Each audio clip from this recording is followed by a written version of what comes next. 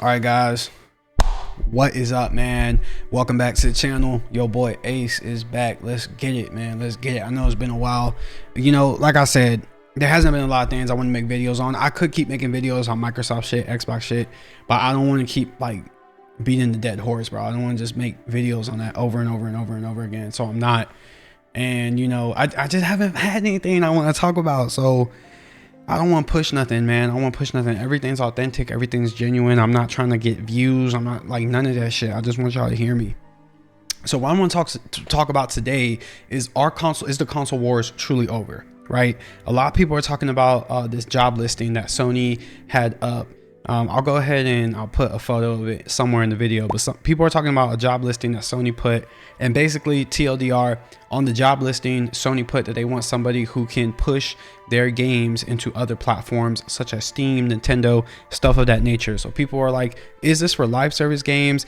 Is this something that they actually want to do in general? Like they want to put all their games onto other platforms? Like, what does this look like? Obviously, it's just a job listing, so we don't know what it's going to look like on the rollout. But people are talking about it, man. People are talking about it. Some people are happy. Some people are upset. Let's get into it, bro. Let's get into it. So is the console wars over? Are they truly over? Xbox already told us their plans that they have for releasing their games across all their platforms. They're trying to get their games in the hands of as many consumers. We know this. We know this is something that Microsoft wants to do. Xbox Play Anywhere. They've been kind of going away from, you know, being tied to the Xbox itself, like this console is an Xbox, and they're like, this is an Xbox, this Fire Stick is an Xbox, anything that you can get Game Pass on or stream our games to or from is an Xbox, right? Like, they're really trying to push the narrative that you can legit play Xbox anywhere. You can play Xbox games anywhere you want, whatever you want that experience to look like. Microsoft is trying to make it happen, right? This is what they've been pushing, whether that be through hardware or through Game Pass or a variation of both, right? We know this is something that Microsoft is trying to do. So Xbox games, Xbox exclusive games are basically dead. There are no more Xbox exclusive games, okay? Any PC exclusive games that exist just because they're on PC, it's not because they can't be ported onto console. It's usually because the type of game it is, you just aren't going to get it on the console, right? Like World of Warcraft, shit like that, like League of Legends, shit like that. You're not going to get that on the console, right? But like Xbox games itself, true Xbox games, those exclusive, not anymore, right? And we know this. So now PlayStation is starting to show their hand with their plans to release their games across all platforms, such as Steam and even the Nintendo Switch platform.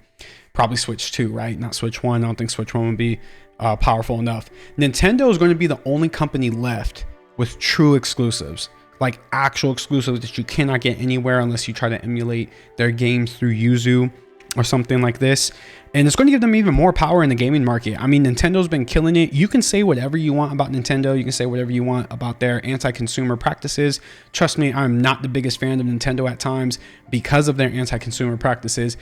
But whatever you say, you cannot deny that they make fantastic games. They really do. I mean, Donkey Kong Bonanza, like that game makes me want to go get a Nintendo Switch 2. Like I don't want to get a Nintendo Switch 2, and I'm probably not for a while. Like I think a Zelda game would have to come out, a new 3D Zelda, for me to hop on Nintendo Switch 2. But that Donkey Kong game looks phenomenal. That one, I'm like, I might buy that. I might, like, it makes me want to go into Target and just grab a Switch 2. You know what I'm saying? Like it's one of those games. So Nintendo makes fantastic games. We cannot lie. We cannot say they don't. They do, right? So Nintendo's going to have even more power in the gaming market. I mean, they have the only exclusive games. Helldivers 2 is coming to Xbox. When people saw that, they were like, oh, it's a live service game. It's not the same as everything else. But I just want to point this out, okay? Xbox, there's a lot of games from PlayStation that are already on PC, okay? And the direction that Xbox is going, they're basically trying to go the direction of PC gaming, right? To me, that's what it feels like. Like, I know on this channel, we talked about the operating system that was coming out on the ROG Swift Ally X, I believe, and some word, not a mouthful, but I believe that was it, right? We talked about the operating system and how that could potentially push Xbox and bring them onto a new level. But I feel like that's basically where they're trying to go. It's like Xbox is kind of like a PC at this point. Like it's a PC where you can play your games, and if it has a different operating system and the operating system runs Linux or a dumbed down version of Windows, which is what their Xbox operating system was looking like, then you know it basically is going to be a PC. And there's a lot of PlayStation games already on PC. So if, like I said in my last video, Xbox ends up taking that dumbed down Windows version, right, operating system with the Xbox Live experience or whatever the fuck they called it. They had some type of name, like official name for it. I put it in my last video, but whatever the fuck it was called, if they take that operating system and they bring it to their new hardware, their new Xbox and their new handhelds, and it's basically a PC where they can load Windows if they want to. They can go into their settings, they can start messing with things. They basically have a PC.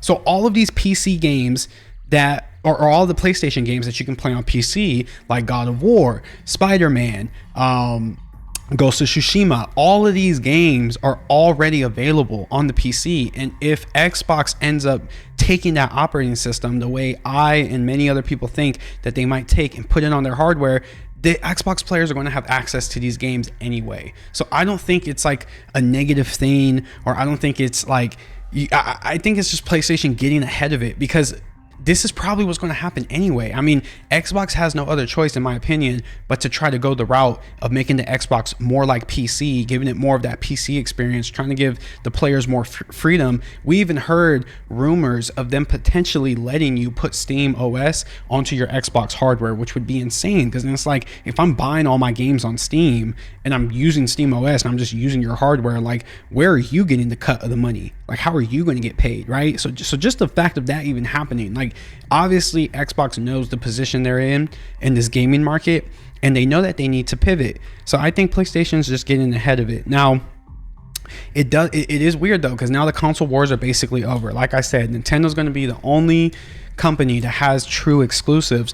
And what does this mean for the future if there's no more exclusives anymore for PlayStation or Xbox? Because I think PlayStation might keep timed exclusives. Like if they have another God of War, or they have like another huge game that's huge for the PlayStation franchise, maybe that KOTOR remake. Oh my God, I'm like praying, bro. I'm like crossing my fingers.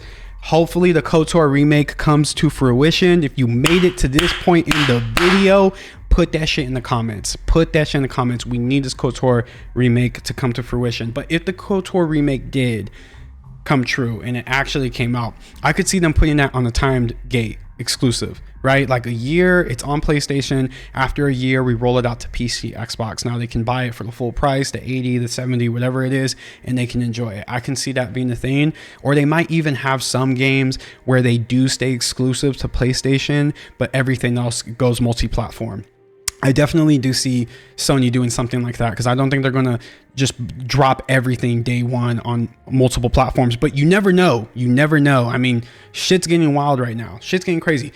With Baldur's Gate 3 and E33 and not Astro's Playroom, because Astro's Playroom is what won last year, right?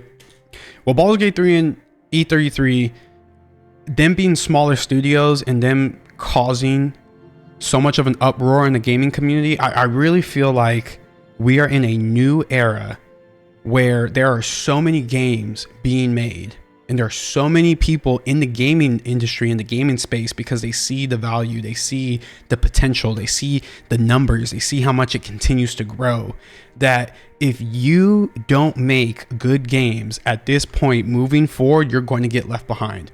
And that's just what I feel. Because there are so many games out there, there's so many games to buy, so little time to play them. Everyone's busy, everyone has shit going on, everyone can't sit there and play games all day.